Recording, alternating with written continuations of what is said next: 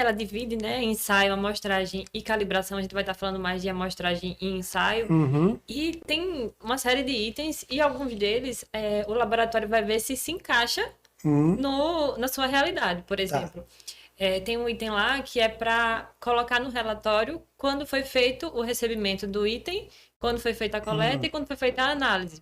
E aí sim se encaixa mais para laboratórios de águas e efluentes que tem análises que tem que ser feitas em 24 horas, 48 horas. Então, essa data da coleta, recebimento e análise é crítica para o processo. Então, no caso de emissões atmosféricas, essa data não é tão interessante que seja, não é crítica que seja colocada. Então, existe essa avaliação. A título de exemplo, né? Por exemplo, os indicadores microbiológicos, né? É um micro-organismo que eu coleto ali na água de um rio, por exemplo, de uma lagoa, e ele vem para o laboratório. Esse micro-organismo ele tem que passar no máximo 24 horas para análise, porque depois de 24 horas eu começo a perder o micro-organismo, ele começa a morrer naquele ambiente que não é o natural dele.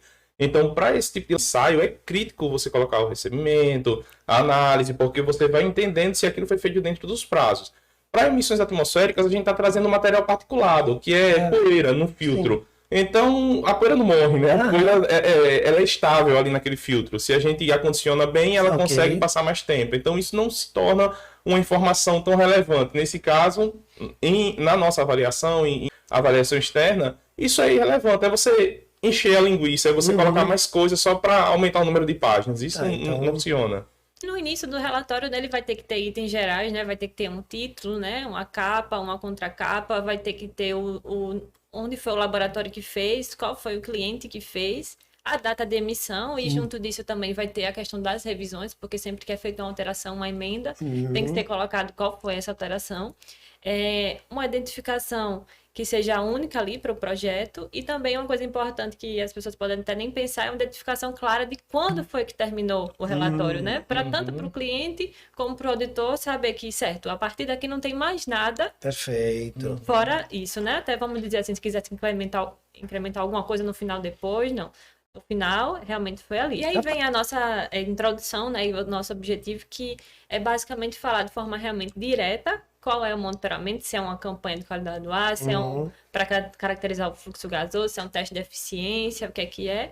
E qual é o local também, né? Que está sendo feito o monitoramento. E também já destacar de cara quais são as fontes e qual é a legislação que ela vai se enquadrar. E o que é importante colocar qual é, e principalmente também o anexo, né? Que quando a gente fala da 4366382, que é para emissões, tem muitos combustíveis e os valores máximos, né, vão variar conforme o anexo, se é gás natural, se é óleo combustível, se é madeira. E aí é preciso colocar um anexo para que se deixe claro qual foi. E aí, depois disso, da introdução do objetivo, a gente tem a metodologia, que é um item muito importante, que ele tem que estar alinhado à proposta comercial que foi enviada ao cliente, né? Lá vai ter qual é a metodologia, né? Qual é a norma, se é IPA, ABNT, CETESB, Standard Methods.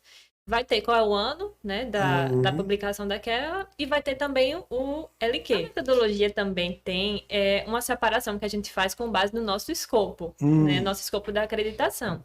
E para quem quiser olhar, né, só entrar no site da RBLE, o nosso número 1601, esses ensaios que são na instalação do cliente são resultados que são obtidos diretamente lá, né, por exemplo... pH, temperatura, tem que ser medido ali no rio, na água, né? Os gases de combustão, né, Ana? Falando de chaminé, a gente mede lá na chaminé, assim, tem como a gente trazer os gases para o laboratório para medir. Até tem um procedimento com OSA, mas é feito lá também. Então, é tudo feito na indústria. Isso, então de metodologia que se tem importante é isso, é a norma, é o LQ e essa divisão de o que é feito no laboratório da Ambimet e o que é feito na instalação do cliente e também o que é a amostragem.